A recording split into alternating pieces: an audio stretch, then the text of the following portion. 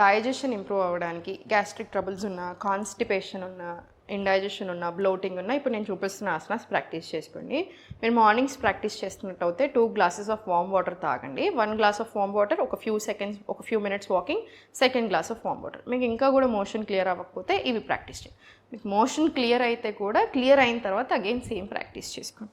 Spine straight పెట్టుకోండి, hands open, inhale, exhale slowly to your left. కటి Chakrasana from sitting. ఇది మళ్ళీ చాలా స్లోగా inhale, exhale to your right. నేను మీకు చాలా సింపుల్ చూపిస్తాను ఈరోజు.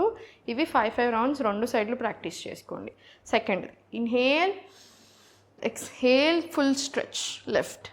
మళ్ళీ inhale, exhale slowly to right. పొట్ట చుట్టూతో ప్రెషర్ రానివ్వండి. ఇది కూడా అగైన్ 10 rounds ప్రాక్టీస్ చేసుకోండి. అట్లీస్ట్ 5 rounds ప్రాక్టీస్ చేసుకోండి. ఇంకొకటి right leg open, slowly Ardha Matsyendrasana. 2 deep breaths in and out. మళ్ళీ సెంటర్, మళ్ళీ neck your left, again 2 deep breaths in and out. ఇది మీరు ఎంతసేపు అయినా కూడా ప్రాక్టీస్ చేసుకోవచ్చు. ప్రీ డయాబెటీస్ ఉన్న వాళ్ళకు కూడా చాలా మంచి ఆసన అది. మళ్ళీ same slowly to your right, 2 deep breaths in and out practice చేసుకో. Slowly centre. Like I said simple asanas కూర్చునేవి చూపిస్తున్నాను ఈరోజు మీకు. Vajrasana one of the best asanas డైజెషన్కి.